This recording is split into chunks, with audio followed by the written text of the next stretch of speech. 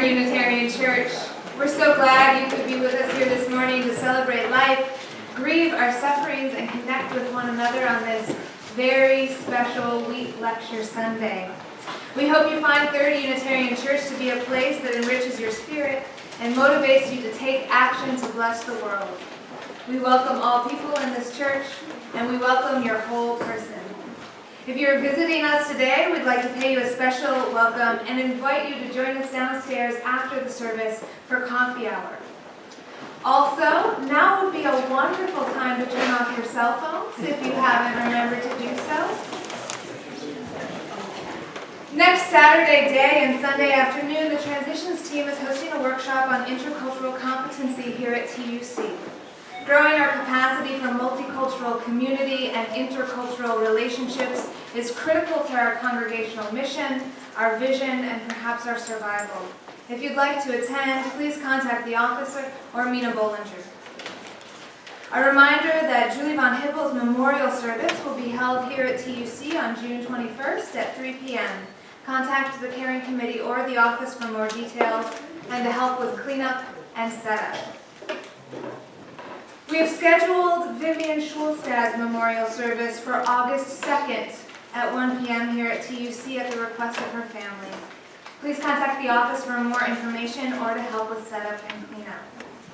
We will be having a Closing Sunday celebration on Closing Sunday, June 21st.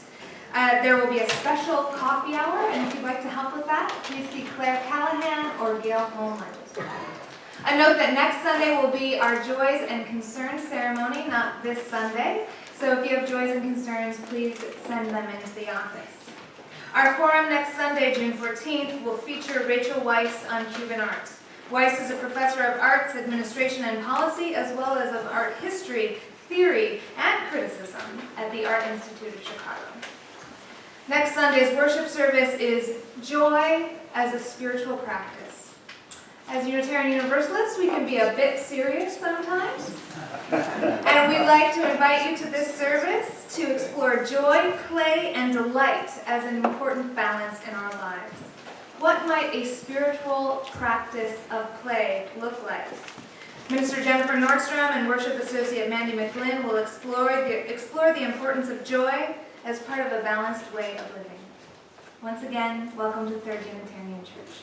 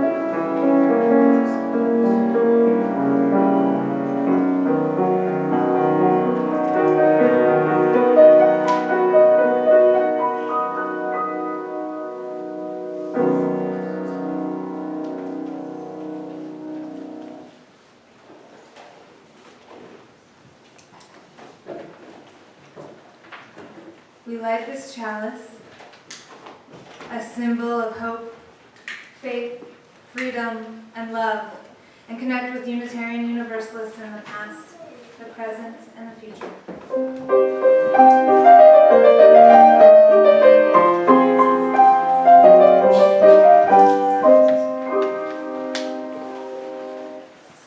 We open with a poem from Ahmed Hazili. There will be a mourning song for those who clean the dust from children's bruises, the blood of the wounds from bullets, those who wipe the sleep from the eyes of the weary, and whose labor shields the frail bodies of the old, those whose pain is multiplied by the pleas of their young, scarred by the precision of their inquisitors, who refuse to retreat in battle, and who are dying with the sum of this knowledge: there will be a future. Will you all please rise in either body or in spirit and join us in the opening hymn number 95, There is More Love Somewhere.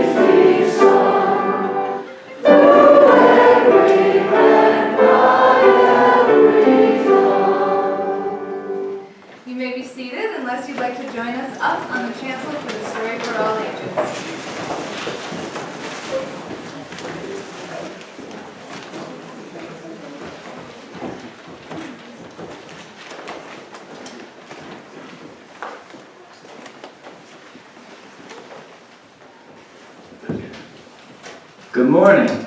Morning. So welcome to our Time for All Ages. Today's theme, and And this month starts, the monthly theme is going to be joy and revelry. And today, especially with the Don Wheat lecture, is about liberation.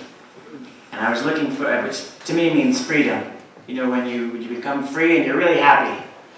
I was trying to look for a book for us to do this morning about being happy. It's a little tough. Because it's such a difficult subject, right? And I found a story about a great person named Cesar Chavez, which we don't really talk about him that much. So let's see what this story is all about and who Caesar was and did and is. All right. It's in English and Spanish, so I won't do the Spanish version of this. But Cesar Chavez was a very important Mexican-American leader in the United States. He was a man who improved the lives of poor farm workers. He fought to help them get better wages and working conditions. And he helped them gain more respect and end discrimination against them. Cesar Chavez organized the United Farm Workers Union to do it. He gave the poor hope that life could be better. So this is Cesar Chavez as a young boy.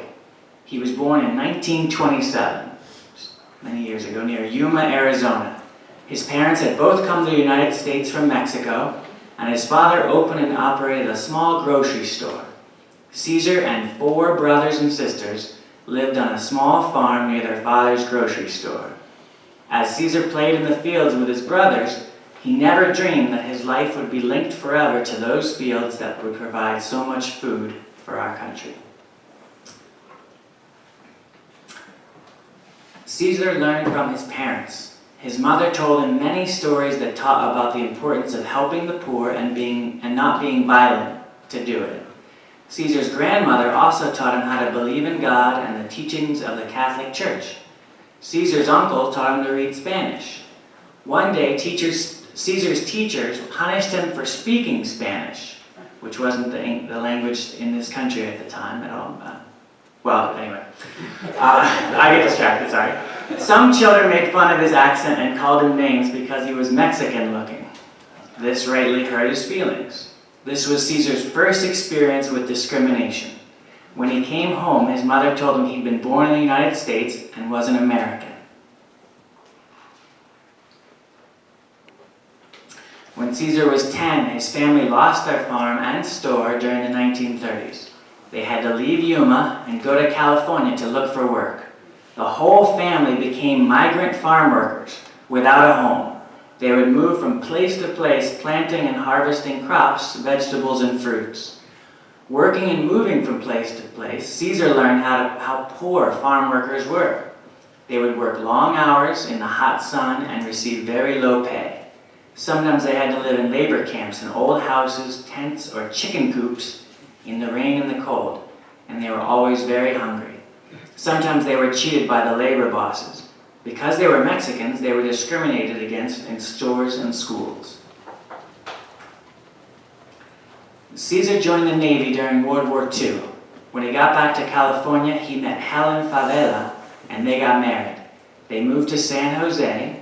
There, Caesar met Father Donald McDonnell, who taught him more about how labor unions had helped improve workers' lives.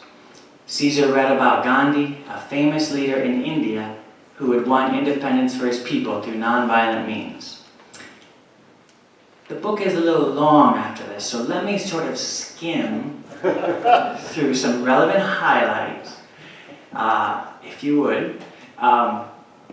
He became an organizer for the Community Service Organization to help the poor register to vote. They worked hard for years and they started the Farm Workers Association. And their symbol was this eagle, the famous Union eagle, representing farmers everywhere and the migrant workers who worked on them. And here's them arguing with farmers for better pay and shorter hours and better tools to work in the farms. And they did something called a boycott. If you're not sure what a boycott is, well, this is them marching and protesting and using Mexican flags and American flags and the eagle to do it. Next page. And they decided they were going to boycott something that you might know on our food table today is grapes. They decided if everyone in this room and everyone in the state all stopped eating grapes, they'd make the farmers pay them better wages. And they got some farmers to do it, but not others. And there was a lot of discrimination, so he stopped eating altogether as a non-violent way to get people to listen to their cause. And the president's brother himself gave him a medal and told him, you're making a lot of change happen. So they kept with the boycotting and the Eagle and the Farmers Union work until, let's see, let me skip to, last page. Today, many streets, schools, and office buildings are named in honor of Cesar Chavez's work. In '94, a year after his death, he did die, President Bill Clinton awarded Cesar Chavez the Medal of Freedom for his heroism and service to the people of equality, justice, and liberty. The end. So, hopefully you enjoyed our story this morning about nonviolence and liberation and the hard work it takes to be a leader. Yeah? You can all return back to your seats or go up to the play space where I think you have some plans for the day. Yeah? All right. Thank you for joining us for our Time for All Ages. Thank you.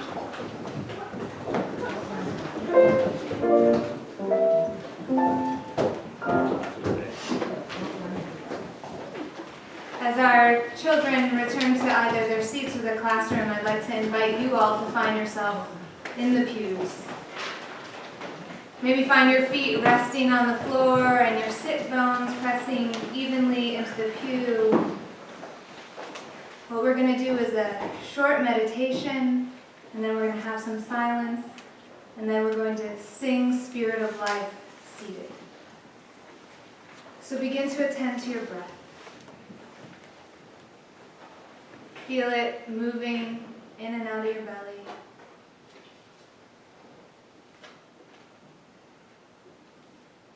Come into being here and now.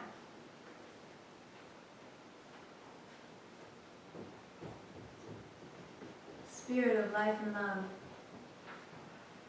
Holy One of our being and our becoming, that which is sacred within, among and beyond us. May our hearts open today to the story of liberation. May we be reminded of the interconnection among all beings. How the air that we breathe out is taken in by our neighbors. How we all sleep under the same moon. And when harm is done to another in our name, we are connected to that other. We are connected through our resources and through our labor, but we're also connected in the web of all existence. May we know that the other is not other, and that the systems of harm imprison us all. Those that benefit materially from harm experience harm to their souls. May we all be free from this.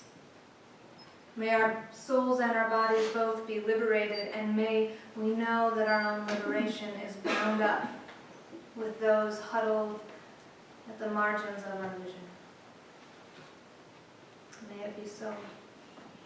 Blessed be, and amen.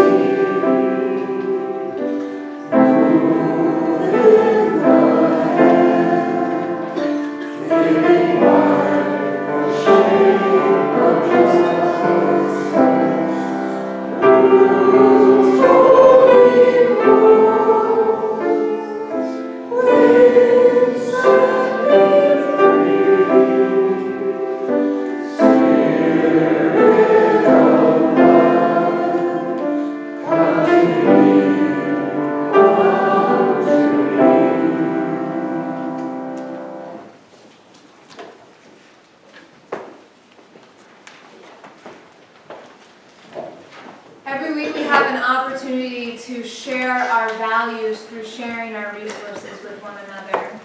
The offering that we're about to collect is going to serve to support and sustain the congregation.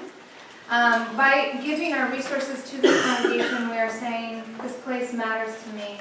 This place gives my life meaning and support. I care about this place. In your orders of service and also on the table downstairs are envelopes that are for the Wheat Lecture Fund. So this offering that we're about to collect will be to support the church. If you'd also like to support the Wheat Lecture, the annual Wheat Lecture, you can put money in the envelopes.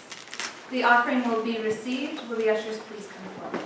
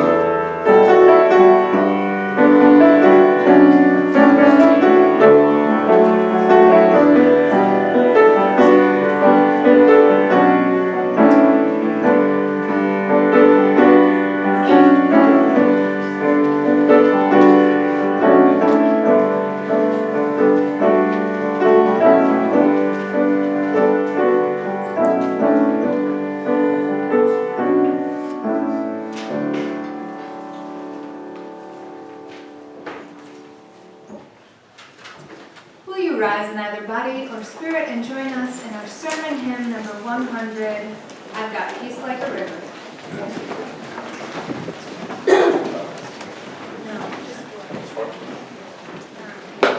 Just the first 4 verses.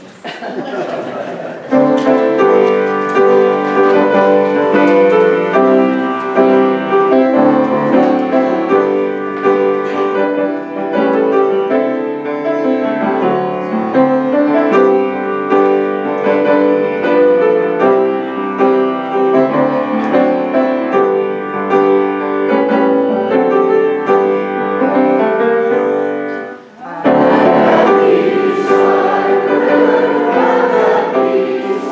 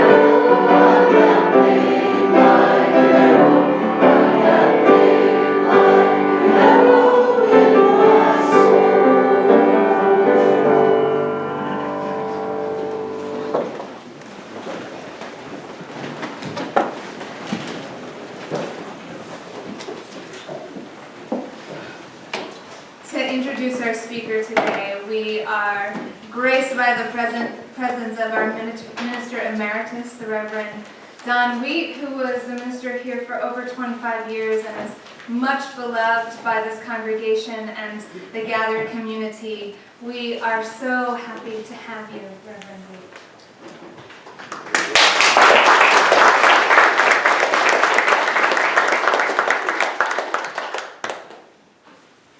Professors at Stanford wrote in the New York Times last month that each year nearly 100 tourists to Jerusalem become so overwhelmed by the spiritual experience that they ended up in mental health centers. I quote, "The sheer intensity of feeling of being in so holy a place is enough to bring people to an apparently psychotic state."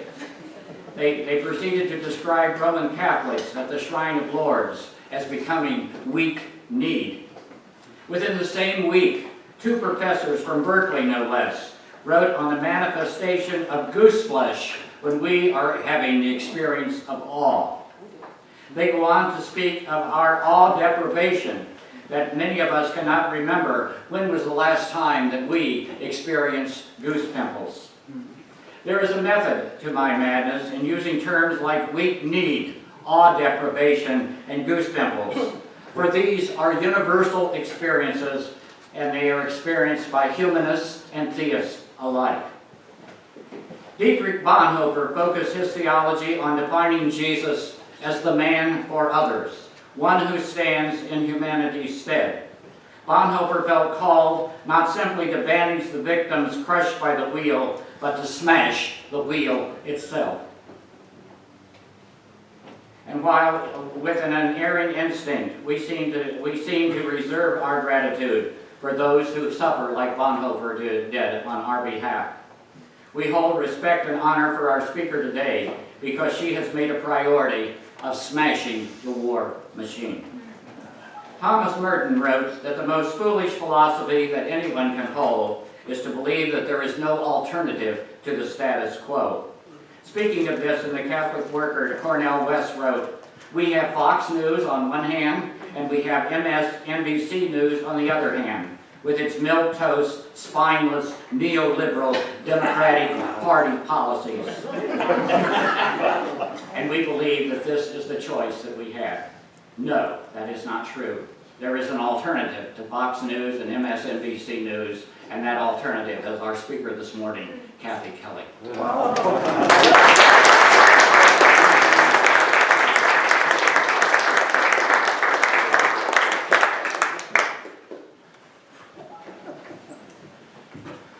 good morning. It's a privilege to be here. I was looking forward to it very much, and I want to thank all of you for coming this morning. Thank Jennifer Nordstrom and Reverend Wheat.